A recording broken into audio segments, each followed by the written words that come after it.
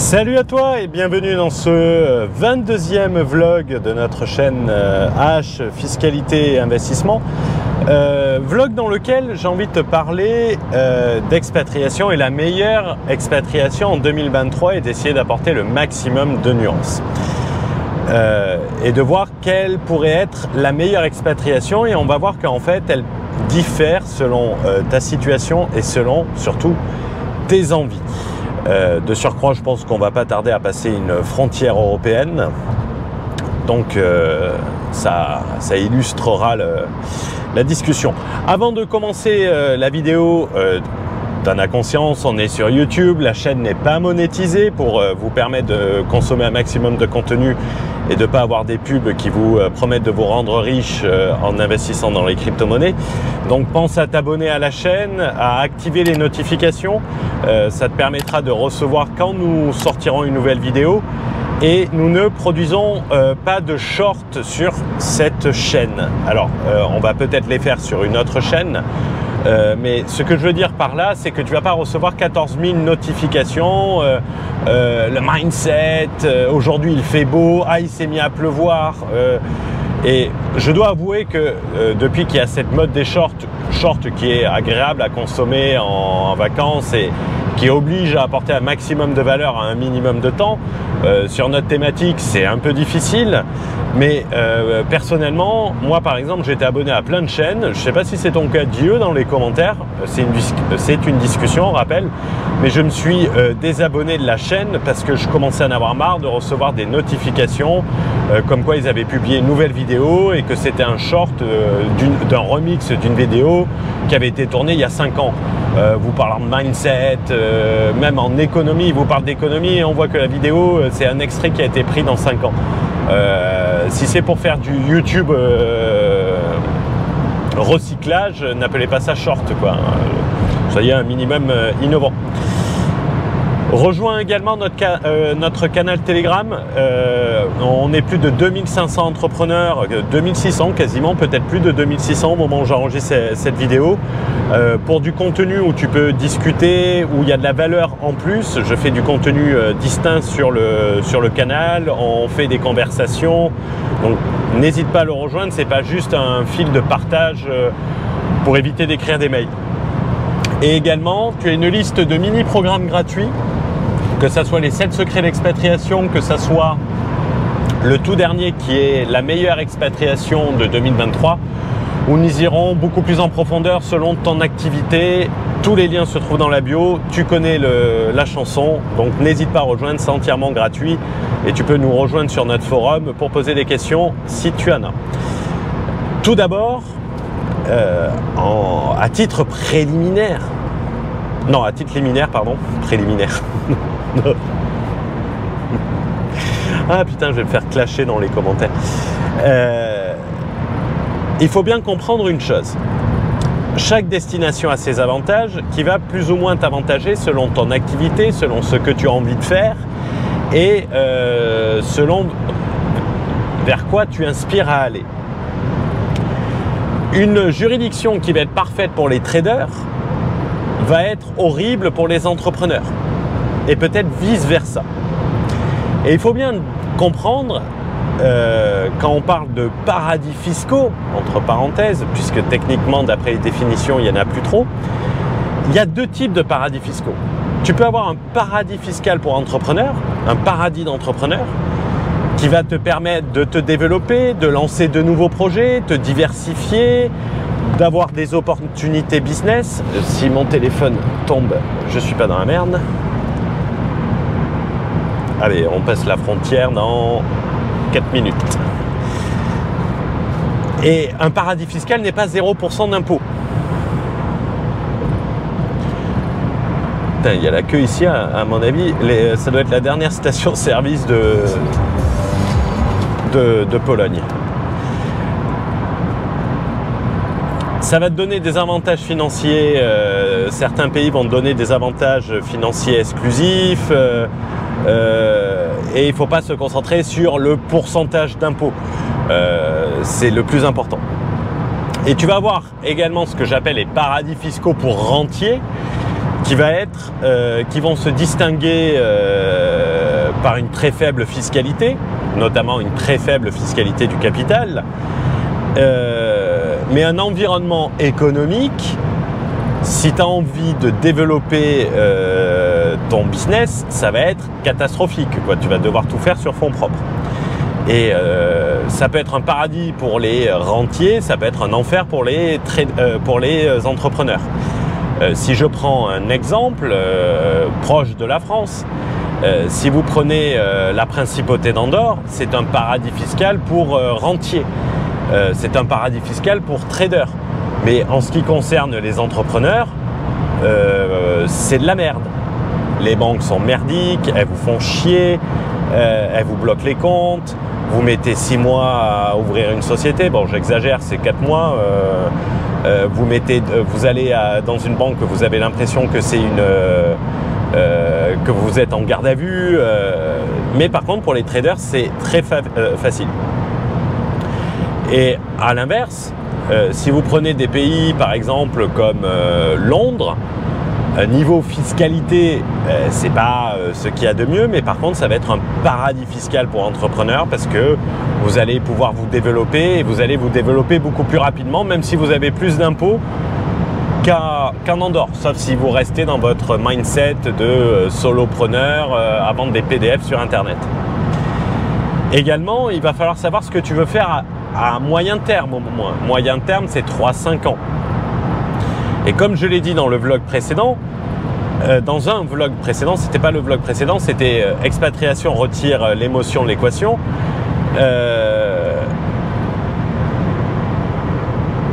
Il faut pas que qu'une expatriation ne soit que affaire d'émotion. Qu'est-ce que je veux dire par là? C'est qu'en tant qu'entrepreneur, en tant que capitaliste, vous aimez bien vous caractériser de capitaliste, il faut que tu arrives à te projeter sur ce qui va t'apporter le plus. Si tu réduis ton imposition que par le bas du bilan, vaut mieux, t'es capé, quoi. Tu peux pas aller, tu peux pas faire des merveilles. Dans tous les cas, il faut retirer l'émotion de l'équation. Et particulièrement en matière d'expatriation, en matière de business, en matière... j'ai l'impression qu'on rentre chez les Allemands. Ah, il y a des éoliennes. Ils ont peur de ne pas avoir d'électricité pour cet hiver. Quoi, on rentre en Allemagne, c'est 80 km/h, quoi, ils se foutent de notre gueule. Aïe aïe aïe. S'il va sur l'autoroute, il est mort. Ouais, excusez-moi la référence à taxi. J'essaye de comprendre. Ah non, 170 km. Donc, par exemple, quand tu vas faire un investissement, si tu l'achètes pour toi, c'est la pire des choses à faire. Dès que tu vas faire un achat business, une structuration business, tu vas pas le faire par émotion. Je me souviens d'une phrase d'un grand marketeur de Tougan, si je dis pas de bêtises. Il y a le prestige et le profit. Il faut se concentrer sur le profit. Et c'est pareil en business, c'est pareil en expatriation. Concentrez-vous sur le profit, ce qui va vous rapporter le plus et pas uniquement en impôts. Généralement, pourquoi il y a beaucoup d'émotions, c'est ce qu'on expliquait, c'est qu'au début, tu commences à faire de l'argent et en fait, tu vois ce que tu donnes. Et tu te dis, tiens, putain, j'en donne trop, je préférerais me le mettre dans la poche. Aider un peu du marketing internet où on te dit 0% d'impôt. Alors le 0% d'impôt qu'on te vend, on oublie de mettre toutes les choses à côté. Par exemple, demander à quelqu'un qui vit en Estonie s'il est réellement à 0% d'impôt comme on vous le fait croire sur internet. Se verse un salaire, 20% d'impôt sur le revenu, c'est-à-dire plus 35% de charges sociales. C'est-à-dire que grosso modo pour un salaire inférieur à 50 000 €, tu es moins taxé en France puisque le barème est progressif. Au-dessus, tu es plus taxé. Tandis qu'en Estonie, tu te prends 20% dans les chicots directement.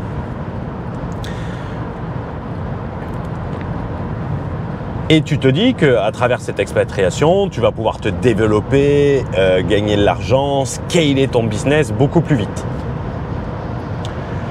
Et en soi, je l'encourage. Enfin, je l'encourage. C'est une expatriation est une occasion de t'ouvrir l'esprit, est une occasion de découvrir de nouvelles choses, et l'occasion de découvrir de nouvelles opportunités, peut être l'occasion de... T'avais fait chier le Slovaque là, putain mais rabat-toi un peu. Ah putain ça y est, on est en Allemagne, il y a déjà des travaux. C'est infernal, l'autoroute allemande c'est infernal. C'est censé être l'autoroute où vous pouvez rouler le plus vite et c'est l'autoroute où vous roulez le moins vite. Génial.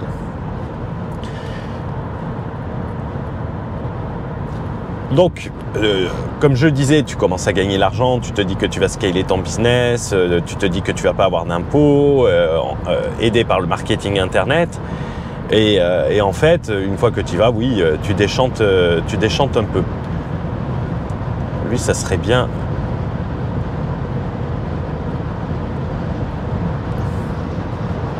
Oh putain, ça commence déjà les bouchons. Putain, ça fait même pas, d'après ce que dit Waze. Oh putain. Allez, on est rentré il y a quoi? Il y a même pas 10 km et on se tape déjà des bouchons. Je supporte pas l'Allemagne. Vous roulez plus vite en France qu'en Allemagne limite.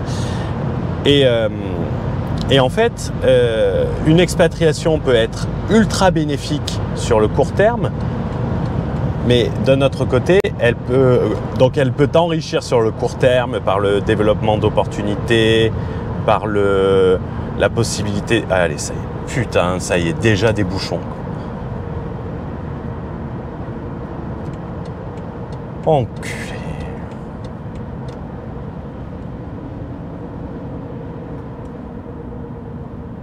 Oh putain. Allez, c'est parti. Allez. Ah. On arrive à peine. On a fait 1200 km avant. Pas un bouchon, pas mais des travaux, mais qui se transforment pas en 4 km de bouchon. Là, on en a pour combien? Enculé, il est long. Oh. Allez. 7 minutes, 9 minutes, 15 minutes. Donc, et c'est tout le paradoxe. Tu vas t'enrichir à court terme et tu vas t'appauvrir à long terme. À titre d'exemple concret, je suis en route en ce moment pour la France, pour Saint-Étienne et donc Lyon, pour un coaching. Moi aussi, je passe par la caisse coaching. Moi aussi, j'hésite pas à me faire coacher. Et c'est moi qui me fais coacher, hein, c'est pas moi qui vais coacher. Le plus intéressant, c'est que mon coach, je l'ai coaché également sur les aspects business, structuration. Il n'y a pas que la fiscalité, hein, il y a la vision long terme.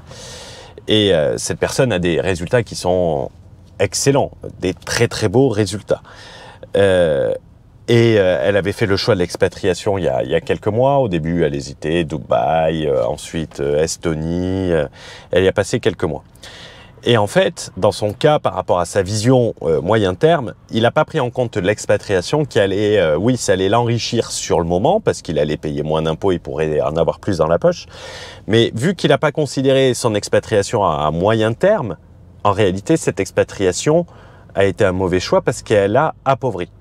Et je le ferai intervenir sur la chaîne sous forme d'interview. Et les interviews, j'aime bien les faire en live pour que vous puissiez poser les questions, pour qu'il partage sa propre expérience que je pense peut servir énormément et peut permettre quelquefois de se dire « Ah, il y a ces éléments, il y a ces choses-là que je n'ai pas pris en compte. » Et le fait de ne pas avoir pris ces choses-là en compte, justement, au moment de son expatriation, clairement, ça a ruiné ses possibilités aujourd'hui. Quand je dis ruiner ses possibilités aujourd'hui, c'est qu'en fait, si il s'était bien structuré, qu'il avait bien choisi son expatriation par rapport à ses objectifs moyen terme, et le problème, c'est que lorsque vous commencez à gagner de l'argent sur Internet, vous en gagnez rapidement, et donc vous n'avez pas d'objectif à part vous dire oui, je vais être millionnaire.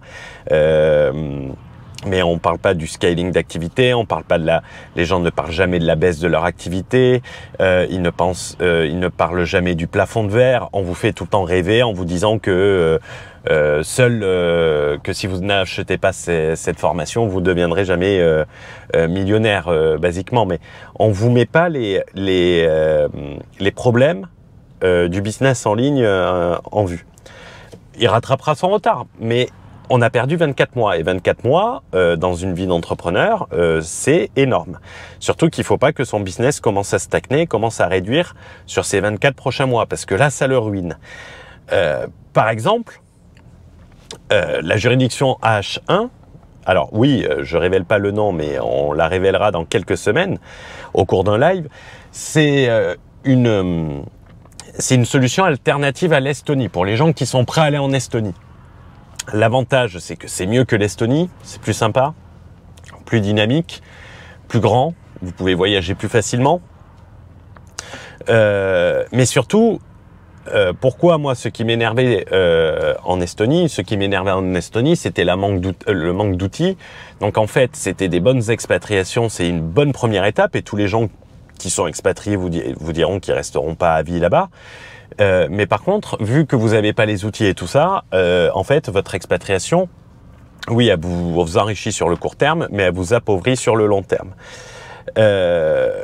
Dans la juridiction H1, on va arriver au même résultat avec la possibilité de conserver l'argent sur la société sans impôt, le fameux 0% estonien, comme certains l'appellent. C'est pas 0% d'impôt, mais tant que vous sortez pas l'argent, ça sera pas imposé. Et surtout, la possibilité de séparer des entités entre le commercial et l'immobilier pour une ségrégation des risques. En Estonie, oui, c'est bien, mais vous devez tout faire avec la même société, c'est-à-dire que lorsque vous avez un problème, vous perdez tout. Et si vous vous servez d'une société pour prêter l'argent à une autre société, ça déclenche l'imposition. Donc ça baise tout l'intérêt du système, ce qui n'est pas le cas dans la juridiction H1 lorsque vous êtes accompagné et lorsque vous mettez les bons outils en place.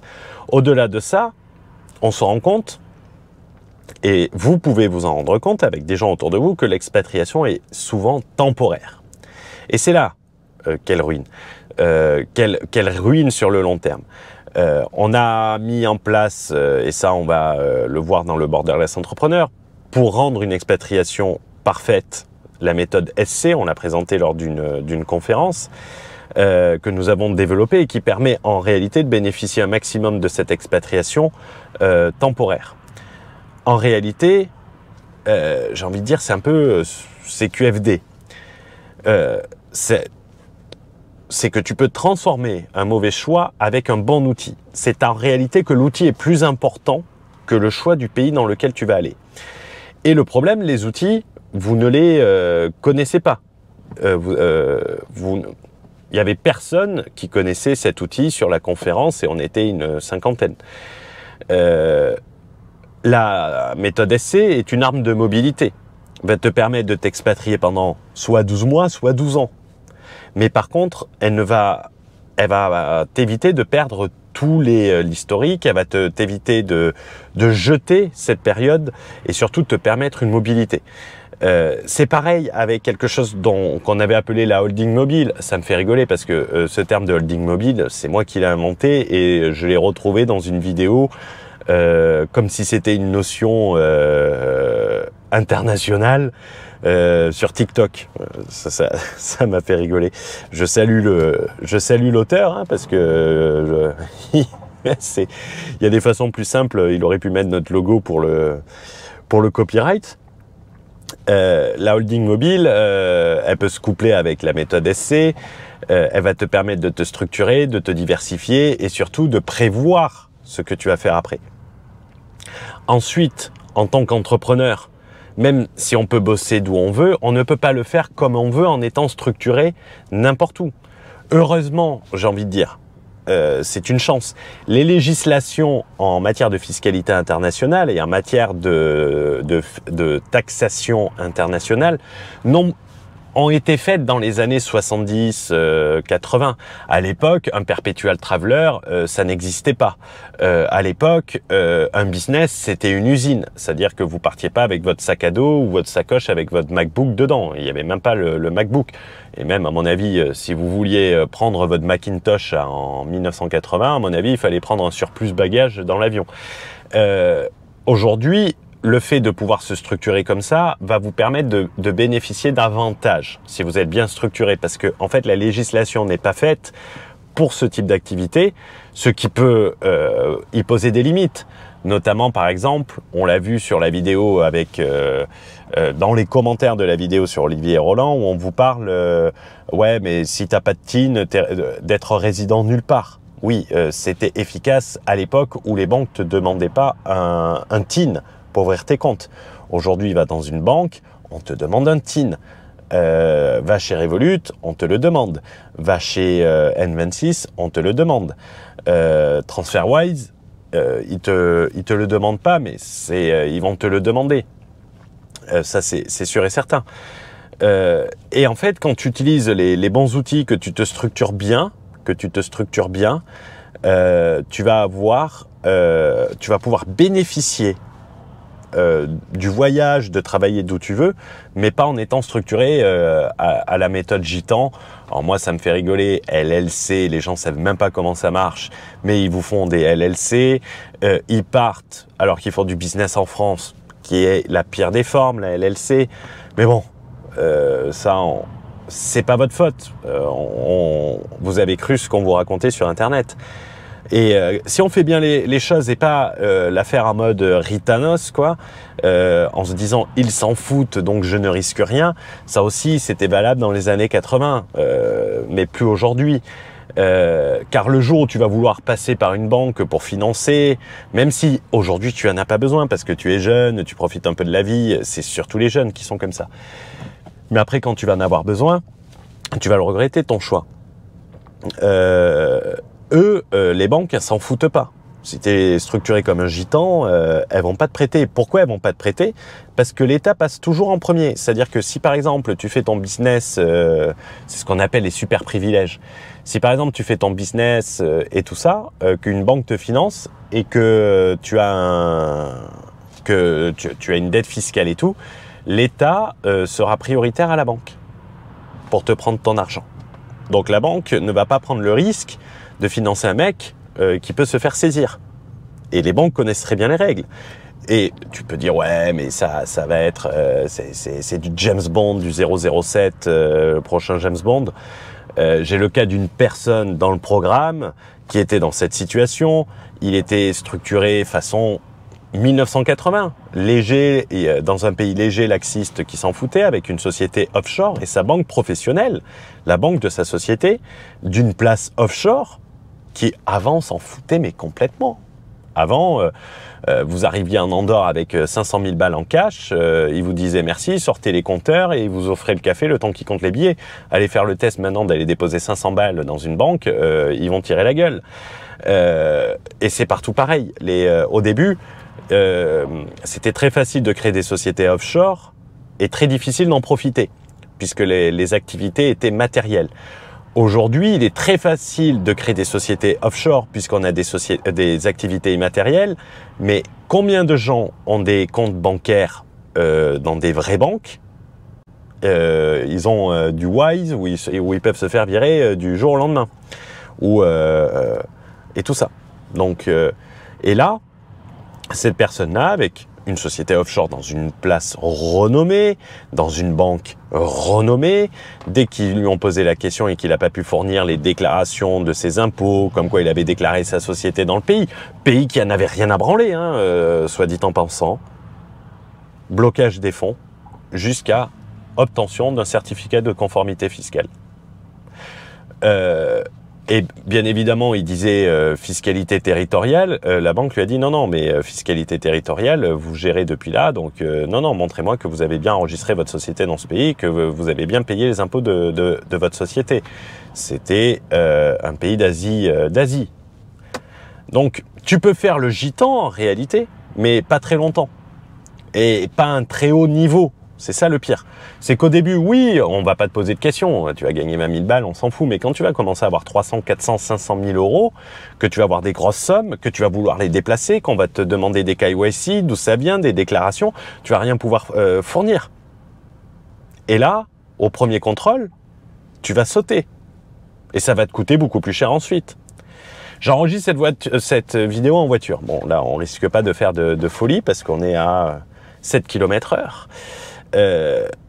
Tu peux rouler à 200 km/h en France. À 200 km/h, tant que tu n'as pas de flic, cela ne pose pas de problème. Hein. Et vous avez plein de TikTok et d'Instagram. Speeding is illegal. Illegal as long as there is no police. Ah bibi bibi. Je sais pas quoi là, avec son accent d'Indien ou de Paki.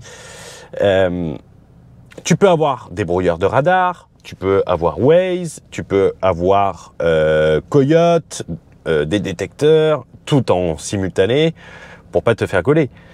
Mais si tu as un con dans une Dacia, parce que c'est souvent ceux qui ont des Dacia qui conduisent comme des merdes en France. Désolé s'il y a des conducteurs de Dacia ici, mais c'est une horreur. Qui te déboîte devant et que toi tu arrives à 160, 170 pour 130, peut-être 110 bientôt, que tu lui refais le cul, tu vois, là tu fais bam. Tu lui refais le cul, mais pas trop quand même. Hein. Il y a un peu de corporel, mais pas trop. Aucun blessé, tout va bien.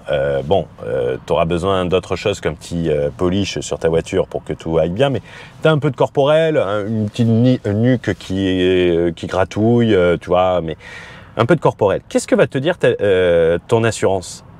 Elle va te dire que c'est sans doute ta vitesse excessive qui a provoqué et qui a été la cause principale de l'accident, pas le connard qui déboîte devant toi. Et si vous ne rouliez pas aussi vite, vous n'auriez pas eu de problème, vous n'aurez pas eu l'accident, refus d'indemniser et tout ça. Donc tu vois, tu peux avoir la meilleure protection pour éviter de perdre ton permis, mais il faut toujours considérer l'autre angle également, l'angle assurantiel, comme dans ton business. Tu peux être dans un pays qui s'en fout, mais par contre, bizarrement, tu vas pas loger ton argent dans ce pays. Et peut-être qu'eux, ils s'en foutent pas. Et c'est un peu comme quand on a bu, boire ou conduire. Il est très français de dire « fais gaffe aux flics ». Ouais, mais c'est une petite route de campagne, il n'y a personne, t'inquiète, je vais rentrer à 50 km/h. En réalité, au lieu de dire « fais attention aux flics », on devrait dire « fais gaffe à toi et fais gaffe de ne pas avoir d'accident, limite, reste là ou lui prendre les clés ». Bref, ça c'est des discussions sans fin. Mais quoi qu'on dise, si tu roules avec même tu vois 2 verres dans le nez juste au-dessus de la limite, ton assurance elle te couvre pas si tu as un accident. Même si tu as un connard qui grille un feu devant toi, ça sera toujours toi qui auras tort. Tu as réellement envie d'être dans la même situation sur ton business? C'est ça la question. Mettre en risque l'argent que tu as gagné, que tu as mis des années à gagner, parce que c'est pas au début qu'on va te faire chier, c'est ensuite. Mais à partir du moment où tu t'es habitué à un truc, tu y restes. Ben, si t'as envie de mettre en risque, de prendre le risque qu'un jour on te pose la moindre question et qu'on te bloque tout ce que t'as gagné, ben, t'as qu'à faire pareil. Hein. Vous savez, les cryptos, j'ai vu des messages sur un Telegram. Alors, je vais... À combien il me reste de bouchons? 5 minutes de bouchons. Putain. Infernal. Et ça, on vient juste de rentrer en Allemagne et je peux vous garantir que c'est le premier. C'est quoi sur des échanges crypto, je l'avais vu. Je vais essayer de le retrouver. We have also observed that there were deposit and withdrawal made between multiple Binance users made between July 2021 and December 2021. Please see below for some of the transactional details. Please kindly advise us on the following. What is the purpose of this transaction? Who are the owner of the above mentioned address? Between the counterparty and yourself. Je vous le mettrai. Mais là, le KYC, les mêmes règles vont arriver dans les cryptos. Alors, beaucoup de gens ont considéré les cryptos comme le paradis de la législation. Ça y arrivera. Et en fait, on dit souvent, faire est mieux que de ne pas faire. Mais en réalité, bien faire est pas bien plus difficile que faire comme un gitan. C'est ça le pire. Et ça coûte pas bien plus cher. Quelqu'un de bien structuré dans son business, qui prend le temps, qui va se concentrer une petite semaine pour voir les outils, pour voir ce qu'il faut, à quoi il faut faire attention. Il vous faut pas 3 mois pour comprendre le borderless entrepreneur. Hein. En une semaine, vous l'avez maîtrisé, vous comprenez ce que vous pouvez faire, ce que vous pouvez pas faire, les montages que vous pouvez mettre en place. Et quand vous mettez tout côte à côte, ça va pas vous coûter bien plus cher. Ça va pas vous coûter bien plus cher. Vous allez avoir plus d'avantages, vous allez être plus libre et votre argent, vous l'aurez toujours. Donc, l'excuse de bien faire est tellement plus difficile, ça va être dur, c'est vraiment pas une excuse. Également, on verra dans le programme gratuit les meilleures expatriations pour 2023 que selon ton envie, selon ce que tu as envie, et tes besoins, les juridictions changent, que tu sois trader, que tu sois perpétuel traveler, que tu sois entrepreneur aimant voyager. Il faut prendre en compte l'image globale, ta situation globale, ton activité, comment tu l'as fait, ce dont tu as besoin, dans quel pays tu aimes aller. Selon le pays où tu aimes aller, ça va changer du pays dans lequel tu dois être basé, oui. Ça peut avoir une énorme incidence si tu veux de la sécurité, et cette sécurité, c'est celle qui va te garantir de ne pas te retrouver, de pas te faire massacrer et de pouvoir jouer avec les règles. Par exemple, l'exemple de l'Indonésie, il faut aller... alors, il n'y a pas encore la juridiction AH3 dans le borderless entrepreneur. Il y a AH1 et AH2. AH3, par exemple, pour quelqu'un qui aime aller beaucoup en Indonésie, passer beaucoup de temps en Indonésie et profiter du futur visa indonésien, il faudra mieux être sur la AH3 que l'Estonie, AH1 ou AH2. Il faut prendre l'image d'ensemble. C'est faire un... Vraiment, et c'est pas difficile, c'est plusieurs critères. Il n'est de si bonne compagnie qui se quitte, même si j'aimerais continuer à râler avec vous. Je vais m'allumer une clope. Chiant cette Allemagne, ça me nique ma moyenne en plus. Oh, putain. Il n'est de si bonne compagnie que celle qui se quitte, ouais, parce que ces bouchons, moi, ça me casse les couilles et ça m'énerve. La meilleure expatriation pour toi, cela sera une expatriation structurée. Et une expatriation sur laquelle tu pourras mettre tous les outils en place, toutes les possibilités de mobilité, que si par exemple tu arrives dans un pays et que tu décides de te casser, tu jettes pas tout à la poubelle. C'est comme les réseaux sociaux. Quand tu vas t'expatrier, tu vas pas supprimer ton Instagram, tu vas pas supprimer ton YouTube, ton Facebook. Et c'est pareil avec ta société. Il faut connaître tes besoins, ça il n'y a que toi qui peux le savoir, et en prenant en compte ton futur et tes aspirations. À quoi tu aspires, qu'est-ce que tu veux faire, est-ce que tu veux passer toute ta vie en Estonie, ou est-ce que tu veux pouvoir dire à partir du moment où je gagne de l'argent, je peux peut-être aller là pour développer un business un peu plus important, ou peut-être que tu as envie de faire comme certains web entrepreneurs, de rester toute leur vie sur Internet à faire des vidéos sur YouTube en espérant vendre les mêmes produits et qu'il y ait des pandémies tous les 2 ans. Moi, mon but, c'est de te donner une vision globale et t'aider à comprendre ces petites problématiques dont tu n'as pas conscience, et ce n'est pas ta faute. Et je vais essayer de le faire à travers ce mini-programme. Pour ceux qui veulent se spécialiser et qui veulent vraiment tout maîtriser et qui veulent faire les bons choix, il y a le Borderless Entrepreneur dans sa V3 qui va te permettre de t'expatrier si tu as envie d'aller en Estonie. Mais si tu vas en Estonie, tu vas mettre une structure spécifique en place. Et ça, il faut le prévoir avant d'être en Estonie, très important. Si tu veux pas aller en Estonie, que tu vas aller dans d'autres pays, il y aura 2 autres possibilités. Ça va te permettre d'acquérir les outils qui sont pas difficiles, savoir qu'est-ce que tu peux faire, comment tu peux le faire, et surtout maximiser ton business sur le long terme sans perdre des années. C'est passer une semaine à bien comprendre pour éviter de perdre des années. Niveau offre irrésistible, on ne peut pas faire plus irrésistible que ça. Je vous souhaite une bonne journée, je vous souhaite une bonne soirée. J'espère que le son n'a pas été trop mauvais. J'ai cassé mon micro-cravate, donc j'utilise le boîtier. Je ne sais pas s'il est trop fort, pas assez fort, donc j'espère qu'on m'entend bien. Ciao, ciao!